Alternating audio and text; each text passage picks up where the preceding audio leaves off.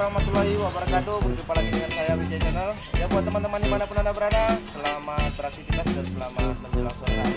Oke teman-teman, dimanapun anda berada, kali ini saya Wijay Channel akan berbagi sedikit tutorial atau tentang memahami sepeda motor yang kasar di bagian head ya teman-teman.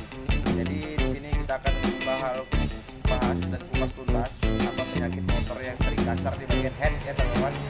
Oke, sebelum saya lanjut di video saya ini, buat teman-teman yang baru bergabung, silahkan aja langsung klik tombol subscribe-nya dan jangan lupa aktifkan tombol lonceng di sebelah kiri anda ya teman-teman. Dan buat teman-teman setia saya, terima kasih banyak sudah menonton video-video saya. Dan buat teman-teman dimanapun anda berada semuanya, silahkan aja langsung share video ini dan sebanyak-banyak di sosial media teman-teman anda ya teman-teman.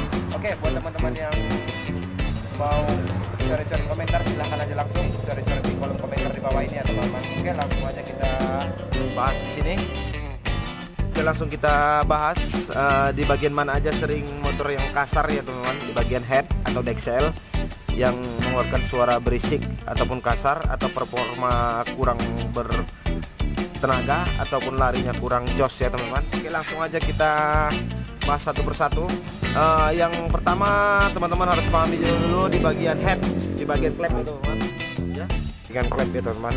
Jadi teman-teman pemula dimanapun anda berada, klep itu juga mengeluarkan suara yang agak kasar ya teman-teman kalau dia sudah kena ya teman. Jadi di sini langkah pertama teman-teman bisa cabut dulu di pair klepnya seperti ini, pair klepnya ya teman-teman, langsung cabut aja. Lalu teman-teman periksa satu persatu di bagian botol klepnya goyang atau tidak. Ini botol klep ini mengeluarkan suara ya teman-teman. Suaranya hampir sama dengan suara klep yang longgar. Dia mengeluarkan suara tek tek tek tek tek. Ini benturan suara klep ya teman-teman.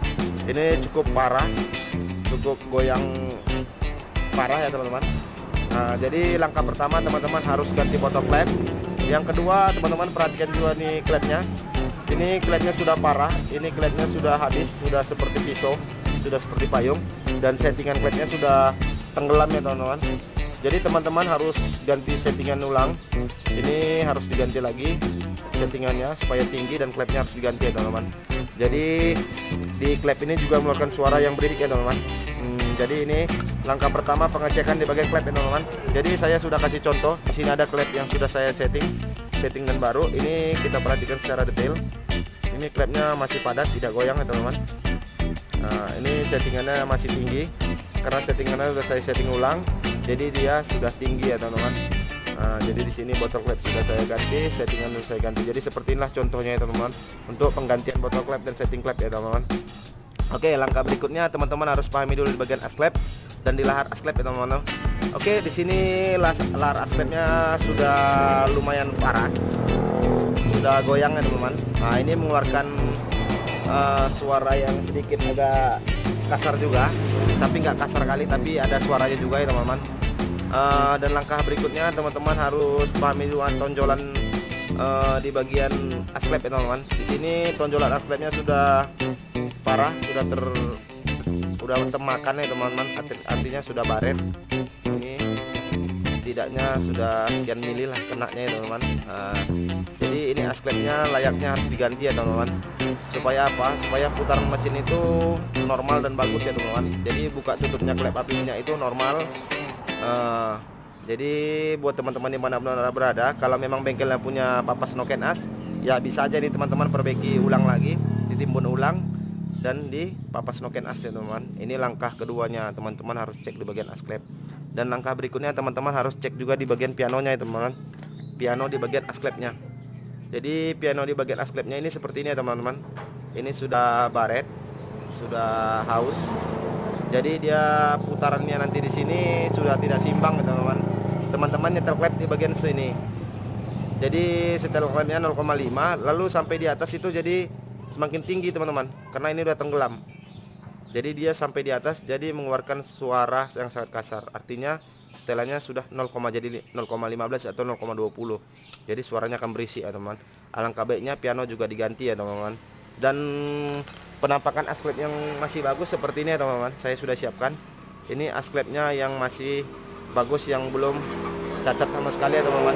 Nah, ini yang belum cacat sama sekali. Ini as klep yang masih layak dipakai teman-teman ya. Seperti ini as klep yang masih layak dipakai teman-teman.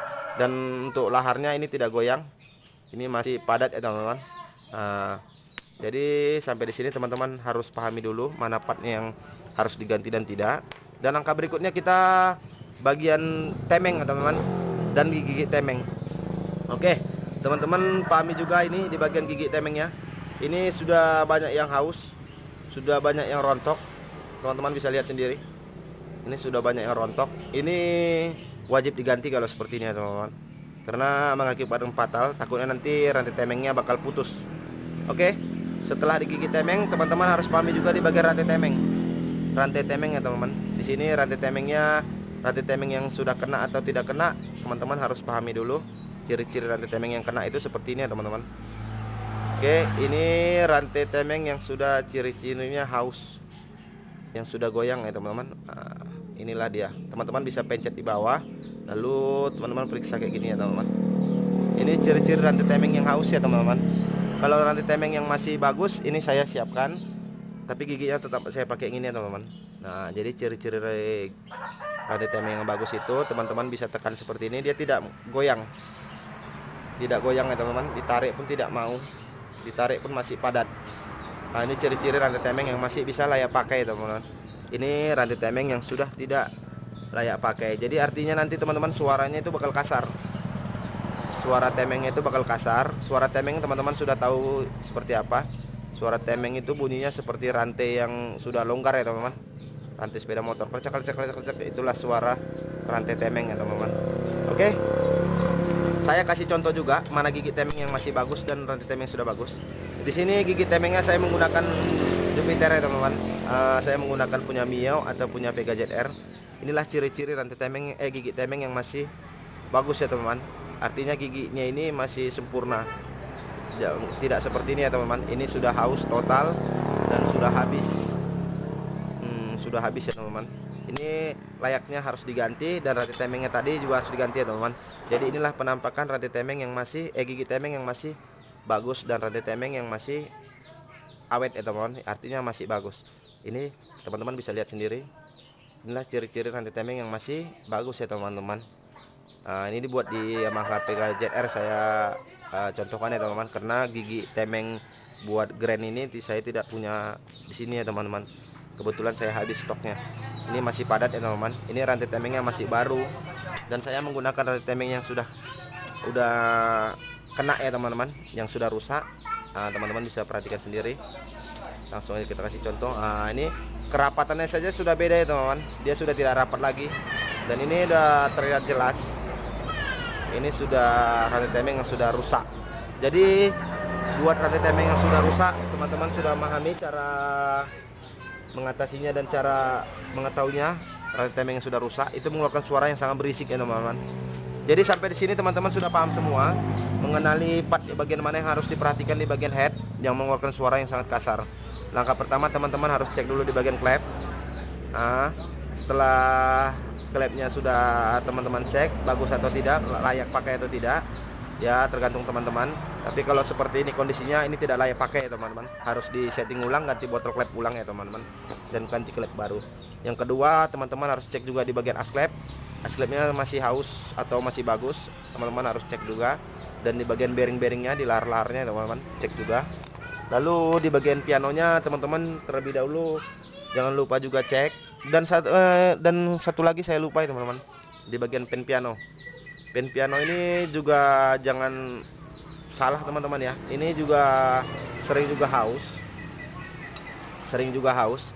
Dia kalau sudah haus maka akan goyang ya teman-teman. Ini kebetulan pianonya masih bagus dan tidak ada goyang.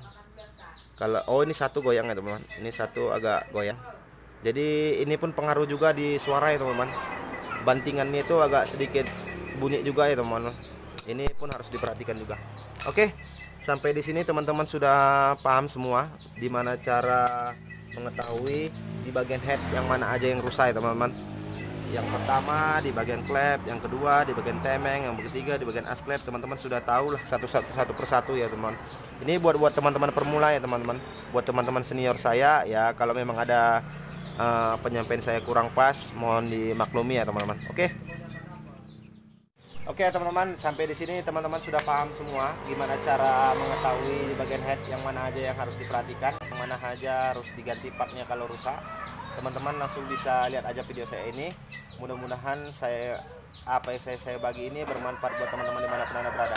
Oke, dibuat sore hari ini saya DJ Channel mengucapkan terima kasih banyak-banyak kepada teman-teman setia saya yang sudah menonton video-video saya. Dan jangan lupa subscribe ya teman-teman yang baru bergabung ya. Oke, saya akhir aja. Wassalamualaikum warahmatullahi wabarakatuh. Bye bye. Salam